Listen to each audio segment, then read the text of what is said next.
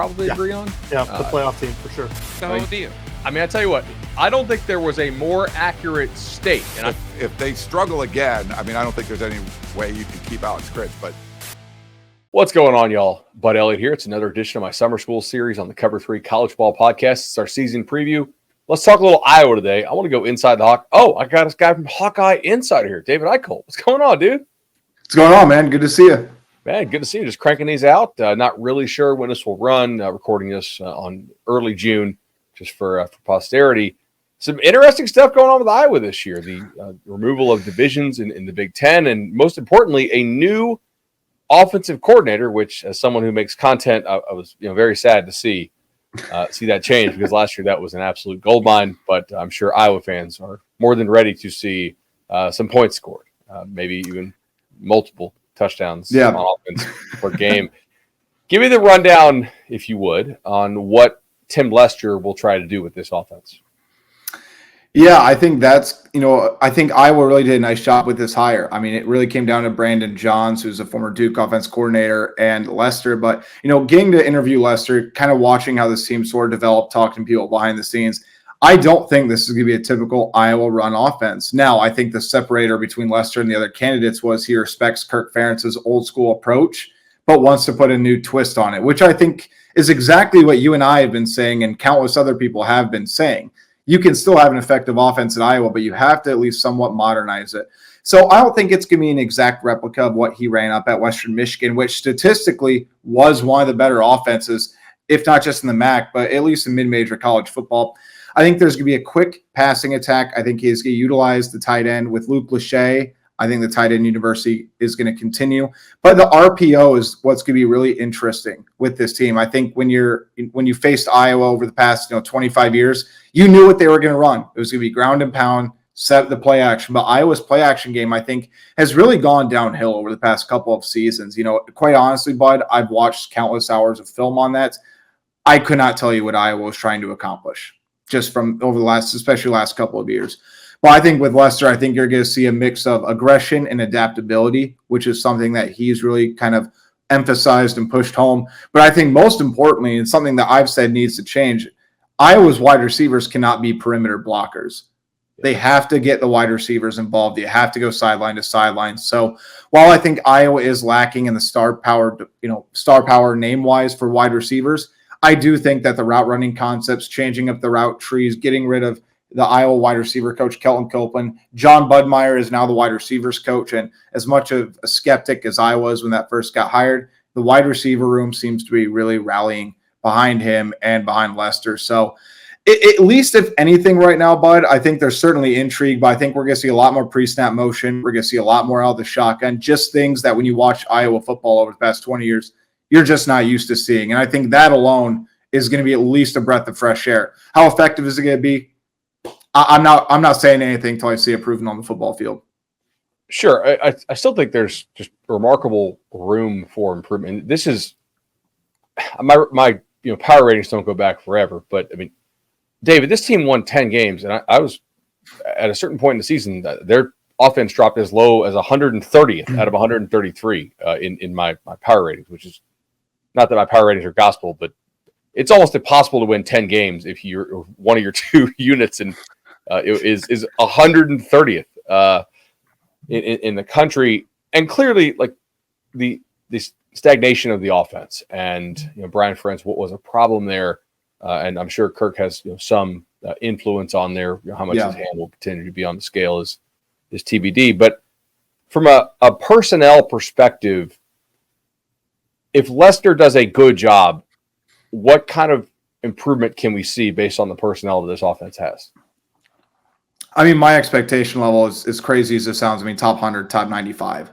And I think if you even get that out of this year's group, I think Iowa fans are happy. Because, and by the way, I'm shocked it was only 130th, because I'm telling you, I watched every snap about 4 or 5 times. I don't know how I cannot name you 3 offenses that were worse than that. But again, I also think you need to give credit to, Iowa did have a lot of injuries on the offensive front. I still don't think they would have been good, but they wouldn't have been like bottom 5 in every single statistical category, right? I mean, you lose Eric All, who, by the way, still ended up being Iowa's leading receiver last year, despite only playing 5 games. Yeah.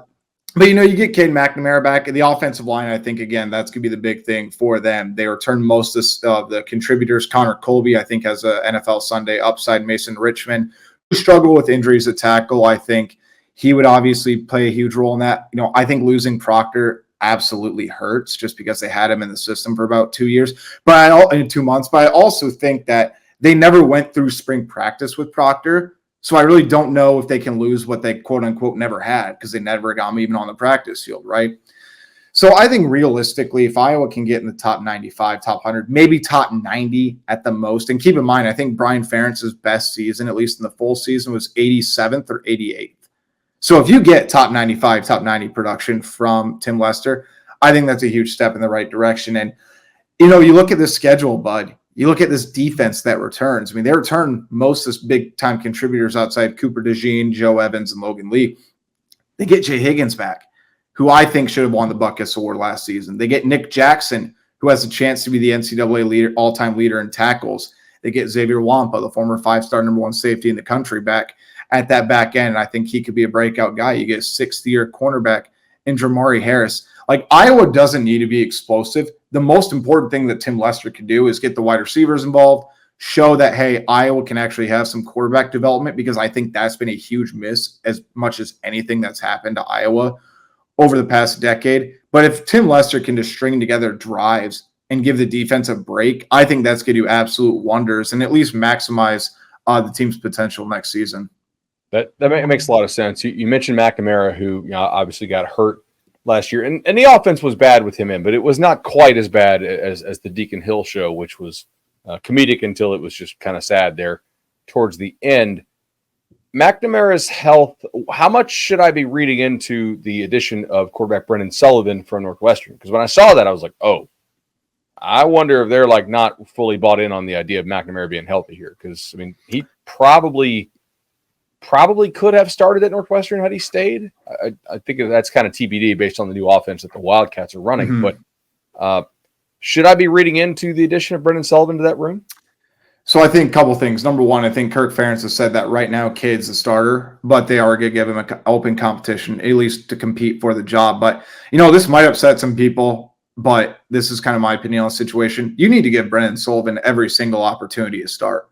Because, look, Cade McNamara was a college football playoff quarterback. He did win a Big Ten championship against Iowa. Yes, he was with that Michigan team. But with all due respect to Cade, he's missed most of the past 2 years with an injury. And keep in mind, when he was healthy for Iowa, Bud, he was never 100% because he got hurt in that fall camp, but August 12th. He never really recovered from that. But what has Cade proven in an Iowa uniform that he should be awarded the starting position? On top of that, you bring in a new offensive coordinator. I think it certainly should be an open competition between Brendan Sullivan and Cade McNamara. Now, Cade McNamara might end up being the best option for Iowa, and if that's the case, great. But I think it'd be a huge, grave mistake for Kirk Ferentz and for Tim Lester to give Cade full ride to the offense and the keys to the offense without competing for it. Now, Cade is supposed to be cleared, I think, sometime in the next month. So I think he'll be able to, fully run, getting maybe some, I don't want to say some contact drills, but throw the football around without any restrictions. And if that's the case, that's great. But Iowa's quarterback room needed a full revamp. They also just brought in a Colorado State quarterback as a walk. I think Jackson Stratton as a walk-on. So at least the room's a little bit more filled out. They get James Razar out of Florida. I still think he's 2 years away from even competing, but he's probably the best athlete that Iowa's had at quarterback since maybe Brad Banks. Yeah. From 20 plus years ago. But if you have Lester, who actually is a successful college quarterback and knows how to coach quarterbacks, I think that alone is already going to be a huge difference in that room. But again, I think it'd be a huge mistake to give Cade McNamara the automatic starting job and instill full confidence that he's the guy, because again, what has he proven in an Iowa uniform? That's for him fair. To be the just the top starter. So it'll be interesting over the next month to kind of see where it goes. Let's fast forward to Big Ten Media Days in Indianapolis. Who's a guy who probably won't get picked in first or second team All Big Ten, who you think will have a pretty good chance to make it in the postseason version of that award? I'm going to say cornerback Jamari Harris. And it's a 6th-year starting cornerback for Iowa. Decided to come back after I thought he had a pretty good year last year. I think he ended up All Big Ten honorable mention. But that's a guy where, if you remember, Bud, the 2021 season, he really had a nice breakout year. He was he had 4 interceptions, played really well in Iowa's bowl game loss, and everybody came in with sky-high expectations. And then he ended up missing all of 2022. And I think that kind of set him back. And then he was suspended 2 games for the investigation into the Iowa gambling situation between the Iowa State, which, it's new details have certainly come out now, and there's a huge pushback that I think is going to span several months to see how that winds up. I do think Jamari Harris could be that guy, but there's also a ton of talented cornerbacks. So another guy I'll throw in there, Xavier Wampa. I mentioned him earlier. I mean, he's the best, at least athlete that I think Phil Parker has had in that back end, number 1 safety in the country. I think he was overshadowed by Cooper DeJean because Cooper DeJean shut down half the field every time he stepped on it. I think Xavier could have an absolutely massive year. And while he might not be the first or second team guy, I mean, if he has a big year and showcases himself as an athlete, I mean, that's a guy, Bud, where if he leaves the end of the year, he could certainly be an early day 2 draft pick. What are the positions on this team that are just the absolute deepest? I really like the running back room.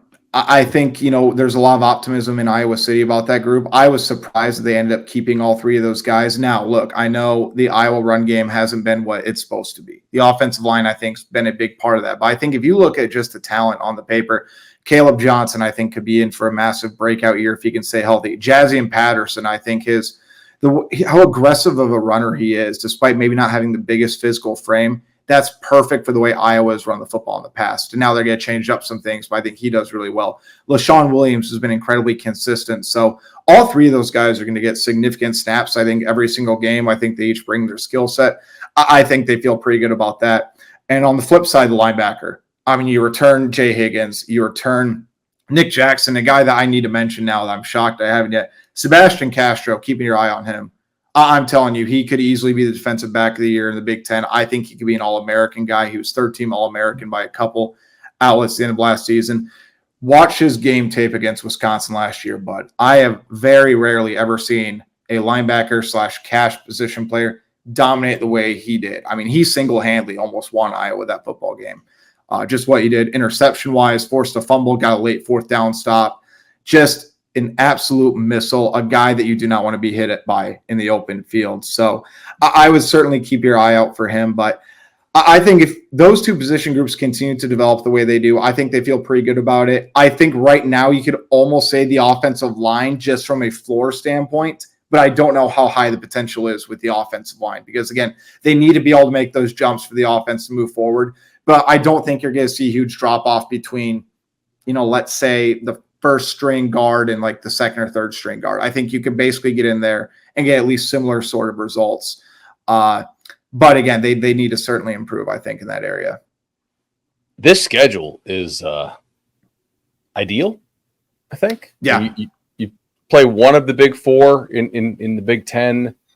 You get Northwestern and UCLA, who I think some models are going to have as the 2 worst teams in the league.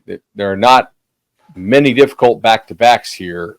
I was looking at it. I mean, I don't think they're going to go with just 1 loss or 0 losses in the Big Ten, but there's a non-zero chance that Iowa ends up in this Big Ten championship game, which I think a lot of people, including myself, have joked about how like those days are over until they play real offense because the divisions are going away. But this schedule makes it possible. Like if you don't have to play the big boys, you can take the big boys' place. I'm with you, man. And again, the more I look at the schedule, the more I like it. But again, it's so hard for me to bet on Iowa right now, just because I need to see what the offense is. Now, the defense, I think, is going to be top 5 defense in the country again. I would be shocked if there was a big drop-off. I think we need to see what happens in the punt return game because we know what Cooper DeJean did, multiple times last season. I have my own opinions on the Minnesota situation. That we had that game winner against Michigan State in there as well, but they also lose Torrey Taylor. And they're bringing in another guy, a true freshman, Reese Dockin from Pro Kick Australia, who earlier turns, man, he could be just as good as Torrey Taylor in the future. And that's an incredible thing, I think, because I think you could argue Torrey Taylor is the best punter in Big Ten history. He at least has a chance to be in that category. There's a Rutgers punter from a few years ago. I upset I can't remember his name, but he was absolutely unbelievable as well. But I'm telling you, there is a plausible scenario where Iowa, Nebraska, nighttime in Kinnick Stadium for Iowa to go 11-1. I don't know if I'm going to pick that quite yet, But if Iowa beats Nebraska, and I think Nebraska is going to be improved. I think this is the year where they finally break through. I believe in Matt Rule. I don't know if I really necessarily buy stock into a freshman quarterback, but the way their schedule lines up, Nebraska could be going in there looking for their 7th or 8th win. But, man, I'm telling you, Iowa right now, it's so hard for me to see them losing more than 2 games just on paper. But, I mean, the fact that they're over-under right now, I still think sits at 7.5. I think their floor is 8-4 right now, just when you look at the schedule. I can certainly see it, man. I really appreciate the time, Dave. This has been awesome. Everybody needs to check out Hawkeye Insider for all your coverage this fall, as well as for fall camp. I know a couple of position battles we'll have our eye on, despite the fact that Iowa's returning all those starters. This has been fun, man. Yeah, man, I appreciate you. Thank you. No doubt.